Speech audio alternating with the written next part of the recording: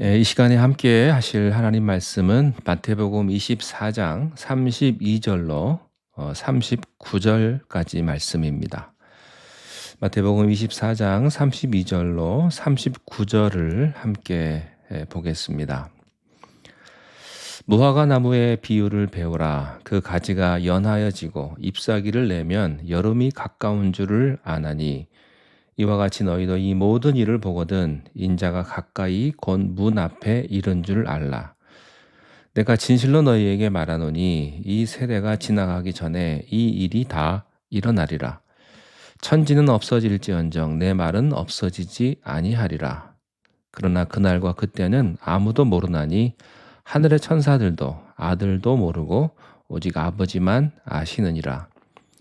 노아의 때와 같이 인자의 임함도 그러하리라. 홍수전에 노아가 방주에 들어가던 날까지 사람들이 먹고 마시고 장가들고 시집가고 있으면서 홍수가 나서 그들을 다 멸하기까지 깨닫지 못하였으니 인자의 임함도 이와 같으리라. 아멘. 오늘 말씀 다음에 나오는 42절부터 44절에 이런 말씀이 있습니다. 그러므로 깨어있으라. 어느 날에 너희 주가 임할는지 너희가 알지 못함이니라. 너희도 아는 바니 만일 집주인이 도둑이 어느 시각에 올 줄을 알았더라면 깨어있어 그 집을 뚫지 못하게 하였으리라. 이러므로 너희도 준비하고 있으라. 생각하지 않은 때에 인자가 오리라. 이 마지막 때에 말세의 징조 때 중요한 것은 깨어 있는 겁니다. 위기가 오고 재난이 닥치고 또 전쟁이 일어났을 때 잠자고 있는 사람은 곤란합니다. 깨어 있어야 합니다. 이것이 오늘의 말씀입니다. 깨어 있다는 것은 미리 준비하고 있는 삶을 뜻합니다. 제가 한국에서 그 학생부 중고등부 전도사를 오래 했는데요. 볼 때 고3 학생들은 주로 교회를 안 나옵니다. 물론 공부하기 때문에 안 나온다는 사람도 있고 실제로 공부 때문에 안 나오는 아이들도 있지만 공부 안 해도 왠지 분위기가 고3이 주일날 교회 나와 있으면 안 되는 분위기가 돼버립니다. 교회 나오면 좀 이상하게 쳐다보기도 하고 그런 분위기가 있어요. 고3이 되면 교회 안 나오는 분위기. 아마 대학 입시를 앞두고 있기 때문에 그런 것 같습니다. 두 종류의 학생이 있어요. 첫 번째는 고통스럽지만 날짜가 다가올수록 시험에 대비하는 학생이 있습니다. 그들은요, 도시락 2개, 3개를 싸고 열심히 공부를 합니다. 이런 말이 있었어요. 사당 오락. 그런 말이 있었습니다. 4시간 자면 대학에 붙고 5시간 자면 떨어진다. 또 놀고 싶은데 놀지를 못해요. 여자친구도 못 사귀고요. 전체 집안은 그냥 비상입니다. 또 다른 부류의 학생은요. 시험 때가 가까웠음에도 가는 곳은 당구장, 오락실, 또 계획 없이 잠자고 적당히 시간을 채웁니다. 또 연애도 열심히 합니다. 여자친구도 열심히 만나고요.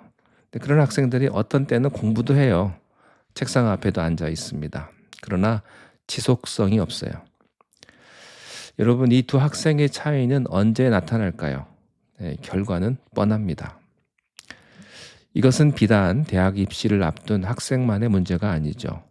주님이 곧 오실 이 마지막 때를 사는 우리의 문제이기도 합니다. 어떤 성도님들은 정말로 깨어서 기도하며 새벽부터 기도하고 거룩하고 경건하게 깨끗하게 살아가는 사람이 있습니다. 반면에 어떤 사람들은 교회에 나오기는 하지만 그건 주일날 가끔 보일 뿐이고요. 세상에 취해서, 친구에 취해서 이 사람 만나고 저 사람 만나고 이 일하고 저 일하고 주님에 대한 관심이 없습니다. 자기의 경건한 삶에 대한 관심이 없어요. 인생의 본질에 대한 그 삶에 대한 그 관심이 없는 사람들이 있습니다.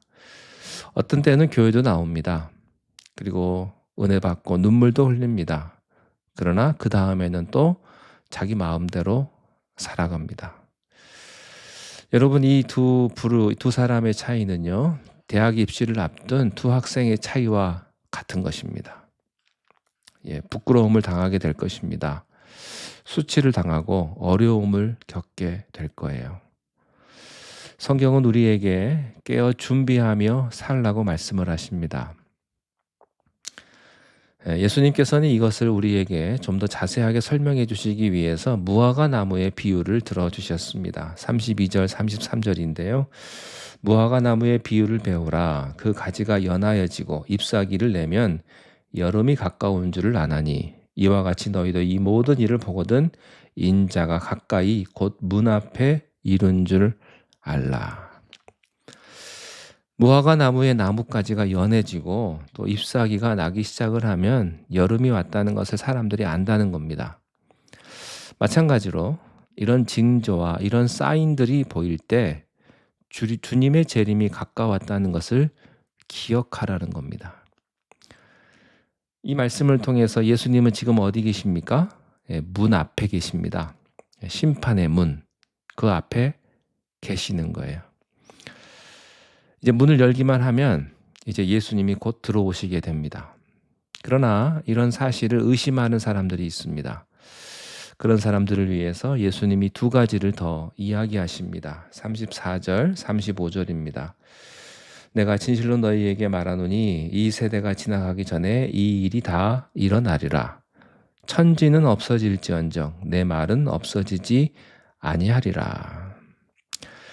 예수님이 이 말세의 징조들에 대해 말씀하시면서 내가 한 말은 반드시 천지가 없어질지라도 반드시 이루어지리라 말씀하셨습니다. 의심하지 말라는 것이죠. 마태복음 5장 18절에도 진실로 너희에게 이르노니 천지가 없어지기 전에는 율법의 1.1획도 반드시 없어지지 아니할 것이다. 여러분, 하나님의 말씀은, 하나님이 하신 말씀은 땅에 떨어지는 법이 없습니다. 잊혀지는 법이 없습니다. 민수기 23장 19절 말씀에 하나님은 사람이 아니시니 거짓말을 하지 않으시고 인생이 아니시니 후회가 없으시도다. 어찌 그 말씀하신 바를 행하지 않으시며 하신 말씀을 실행하지 않으시랴 그랬습니다. 여러분, 성경이 하시는 말씀을, 성경의 말씀을 그대로 믿으시기 바랍니다. 믿는 대로 됩니다. 믿는 사람은 하나님의 영광을 볼 것입니다. 그 말씀을 그대로 믿는 사람은 환경과 타협하지 말고 자신의 이성이나 경험과 타협하지 말고 사람과 의논하지 말고 하나님의 말씀을 있는 그대로 믿으십시오. 두려워하지 말라, 염려하지 말라. 여러분, 이 말씀을 그대로 믿으시기를 바랍니다. 그러면 그 영광과 기적이 여러분에게 나타나게 될 것입니다. 예수님 말씀하셨습니다. 천지가 없어져도 내 말은 결코 없어지지 않을 것이다. 이 말씀을 예수님께서 하시고 나서 특별히 때에 관해서 기한에 관하여 말씀하셨습니다. 36절에 그러나 그날과 그때는 아무도 모르나니 하늘의 천사들도 아들도 모르고 오직 아버지만 아시느니라. 예수님은 우주의 심판자로, 역사의 심판자로 이 지상에 다시 오십니다. 이 세상의 끝입니다. 그리고 그때 여러 가지 말세의 징조들이 있겠다고 말씀하시는 거죠. 본인 자신이 심판주로 오신다고 말씀하시면서 예수님은요, 그러나 나도 언제 올지 모른다고 말씀하십니다. 예수님이 언제 오느냐? 때와 날에 대해서는 하늘의 천사도 모르고 아들도 모른다고 그랬어요. 그것은 하나님에게 속한 것이다. 그런데 어찌 인간이 그것을 알 수 있겠습니까? 그렇죠?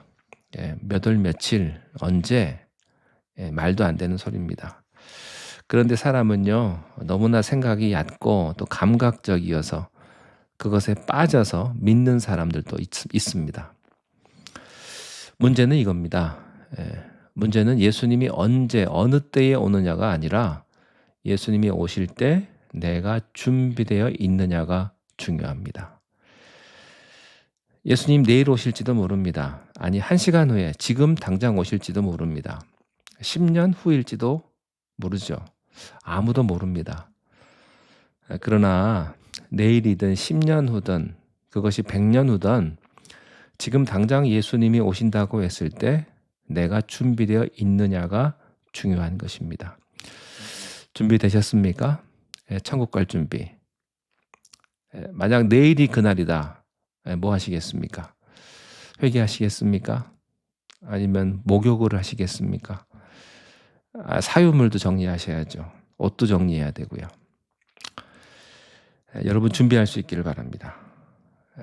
두 번째로 예수님은 주님이 오실 때가 가까웠다는 사실을 의심하는 자에게 구약의 노아 홍수 사건을 예를 들어 보여주십니다. 37절에 노아의 때와 같이 인자의 임함도 그러할 것이다. 그렇습니다. 예수님의 재림 사건은 무엇과 같다는 것입니까? 노아의 홍수 사건과 같다는 것입니다. 예수님의 직접적인 설명입니다. 구약에 이미 다 그 사건을 보여주셨습니다. 하나님은요, 보여주지 않고 행하시는 법이 없으십니다. 38절 39절에 홍수 전에 노아가 방주에 들어가던 날까지 사람들이 먹고 마시고 장가들고 시집가고 있으면서 홍수가 나서 그들을 다 멸하기까지 깨닫지 못하였으니 인자의 임함도 이와 같을 것이다.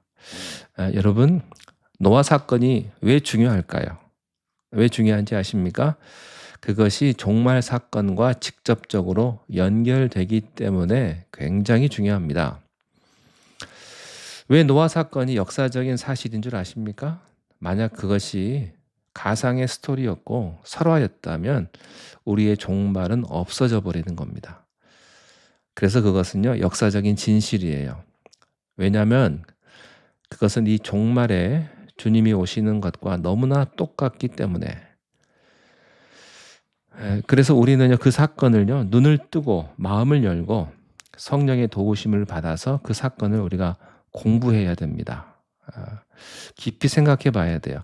노아는 어떤 사람이었습니까?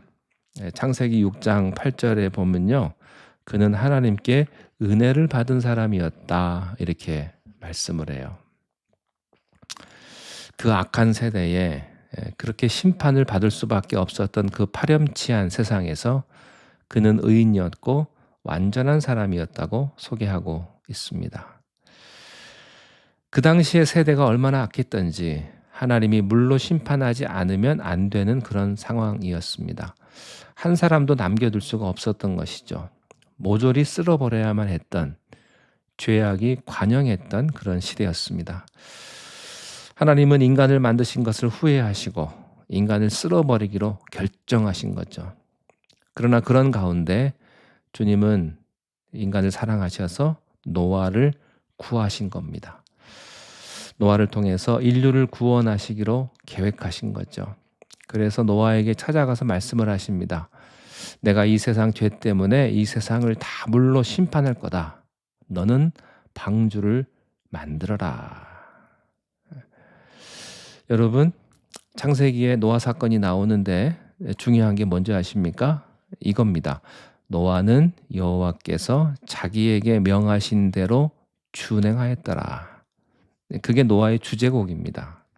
노아의 주제곡이에요. 명하신 대로 순종하더라. 그거예요. 하나님이 말씀하시면 그게 이성에 맞건 맞지 않건, 상황에 맞건 맞지 않건, 내가 손해를 보건 보지 않건, 또 미친놈이라는 소리를 듣건 듣지 않건 상관없이 그는 하나님의 말씀을 믿기로 결정한 사람이에요. 이것이 의인입니다. 누가 의인입니까? 선한 행동, 착한 일을 많이 한 사람이 의인이 아니고요, 하나님을 신뢰한 사람이 의인입니다. 그게 의로운 사람이에요. 그래서 하나님은요, 노아를 의로운 사람이라고 칭하신 겁니다. 그러나 노아가 받은 명령은요, 너무나 황당무계한 거예요.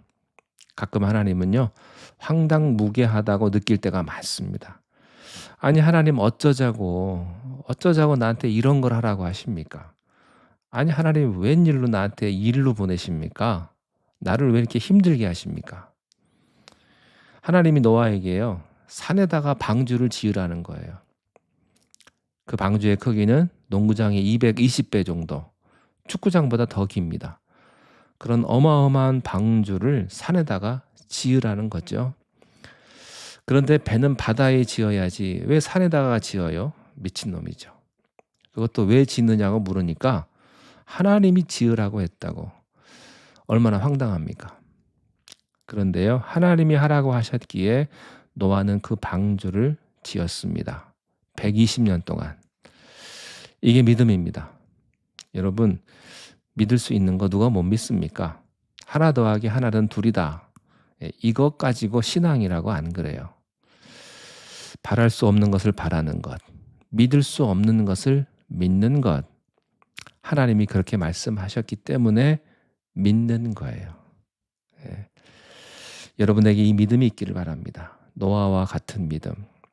내 이성에 맞건 맞지 않건, 상황이 안 좋건, 내가 손해를 좀 봐도, 내가 좀 욕을 먹어도 여러분 하나님 말씀대로 순종하며 마지막 때를 준비하시는 참으로 복된 성도님들이 되시기를 바랍니다. 기도하겠습니다. 하나님 아버지, 주님 오실 때가 가까웠음을 느낍니다. 주님이 언제 오시든지 우리가 성령 충만하여 그리스도의 증인이 되게 하시고 경건하고 또 깨어 있어서 날마다 준비하는 하나님의 백성이 되게 하옵소서. 하나님, 우리가 노아처럼 살기를 원합니다. 아무리 세상이 악하여도 하나님 앞에 의로운 사람이 되게 하여 주옵소서. 순종하고 또 믿음으로 살고 성실하게 살게 하여 주옵소서. 그때를 기다리며 살아가게 하여 주시옵소서. 예수님의 이름으로 기도하옵나이다. 아멘.